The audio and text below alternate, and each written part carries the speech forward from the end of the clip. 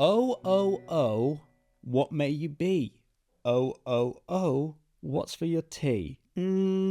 Sausage, mash, jacket potato. And your name is Jack.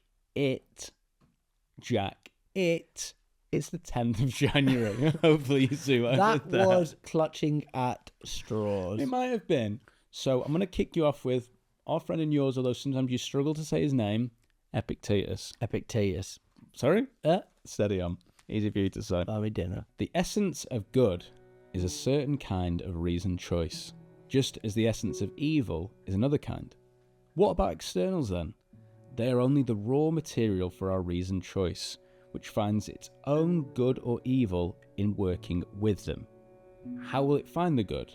Not by marvelling at the material, for if judgments about the material are straight, that makes our choices good.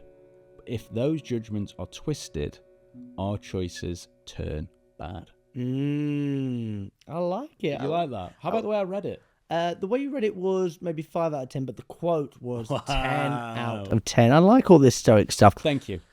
So, should we have a conversation about stories? Yes, I think that's what this one's really talking about, isn't it? It's talking about the stories that we tell ourselves often completely change the picture. You've got a very black and white objective painting that you're then adding colour to, and sometimes it's not for the best reasons, is it? So there's a lovely little, I call it a tidbit, but there's a river, and there's a man on one side of the river and a woman on the other side, and the man shouts, "How do I get to the other side of the river?" And the woman shouts, "You're on it." Wow. Yeah. Or an American woman walks into a bar in Glasgow. She says, "Ouch." No, sorry, that's not the joke. She walks in and she starts talking to all the Glaswegians, and she says, "Your guys' accents are so funny." And they go, "We don't have accents. You've got the accent." Wow, that's good. What about guy goes up to someone in Ireland and asks for directions, and he says, "Where does this road take me?" And the guy says, "Anywhere you want." Wow. Okay. You weren't expecting Get that, this right? guy a crown because he's the next Aurelius. Yes. But stories that we tell ourselves are so interesting. Can I start you off? Yeah. How many times have we heard someone in our sales team or one of our sales teams, one of our sales teams, say, "Everyone hates me today"? Yeah. So many times. And what's the impact of that? Everybody hates me. It's going to have a negative effect on them individually because nobody ever wants to feel hated, rejected, died, blah blah blah, beheaded, all of Henry VIII's wives. But it's one of those that I saw a study and it's really interesting, and I'm going to butcher it and I'm going to make up the facts to make it sound better for what we're doing right now. But if you have somebody negative within your team, I think it will have a negative, like it brings their results down by like 80% or something like that. But if you've got something positive, it brings it up by like 120%.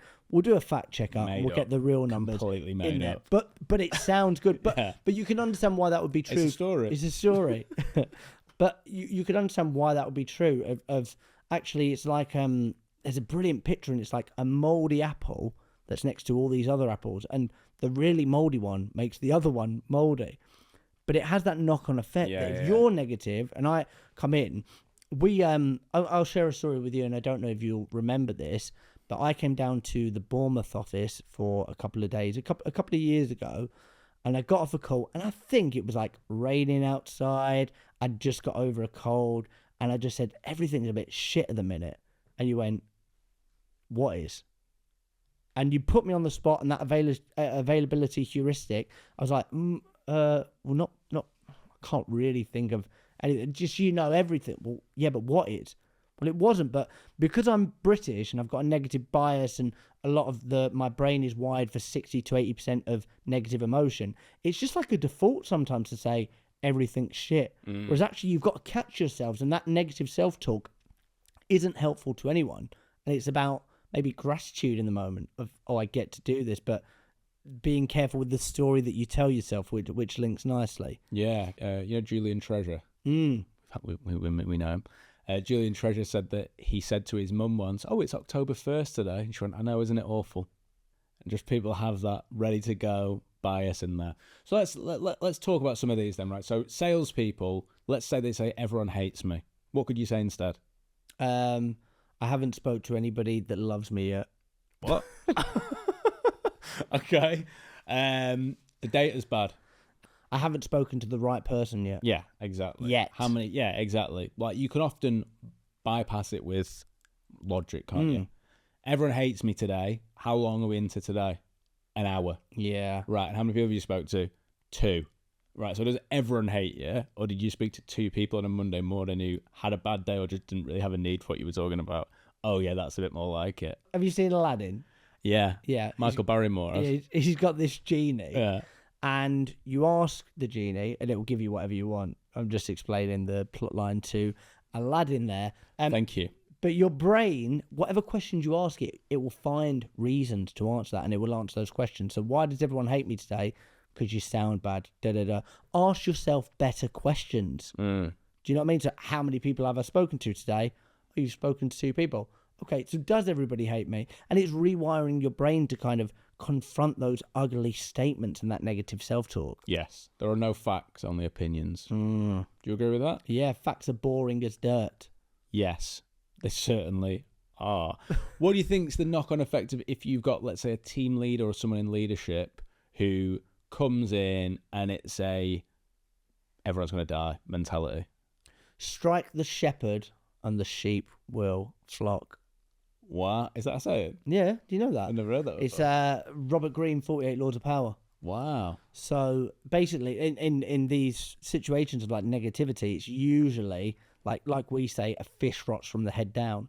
So if you remove that negative person, well, then all of a sudden you're going to see a change within the room. And we've seen that over the years and in previous jobs as well, that you remove one element and everything changes in terms of culture and stuff like that, because culture comes from down. If I'm coming in every single day, like I know you do a massive commute, and if you came into the office every day and was like, oh, I've done an hour commute today, I've been stuck behind a tractor, I've been up all night with the babies, you're not going to have a team that are performing well, that want to be there and be motivated. So it's so important that you are your own morale beacon, and it's like a little lantern, and you have that question with yourself on a daily basis of how bright do I want to shine today, because what I do internally is going to have a knock-on effect with other people. Wow. And if I bring them up, then they'll shine brighter, and as a tribe, we'll shine bright together. Like a diamond. Like a diamond. I took one of our old team leaders aside. He's no longer with us. And I said, what you've got to imagine is you're in the trenches, but you're leading the way. Right? So everyone's coming in every day to get in the trenches with you, do the mucky work, the hard lifting. And you've got a choice. You've got a choice to say, come on, we can do it, push on, and give them the right story. But at the minute, what you're doing is you're screaming in their face every day, we're all going to die. And that's going to have a knock-on effect, isn't it? And they were like, oh, yeah, that's right. And it worked for about a week. But they're going to have that shell shock. And I also think, you've got to be careful with, information that, especially if you're a sales leader watching this, information that you share, there's being honest and transparent 1,000,000%, but what is, before I say something, what is the knock-on effect that could have? Yeah. Because there's no point saying just before, right, okay, we're all in the trenches, we're going to march forward and we're going to start this war, but just so you know, we're all going to sign a peace treaty, so you go out and do all your work and die, but actually it doesn't mean anything because it's over by the end of the day. So, be careful with the information that you give when you're trying to lead and motivate other people. Beautiful. I've been Jack Frimpson. I've been Zach Thompson. Remember, you will die. Shh. Those knees are weak.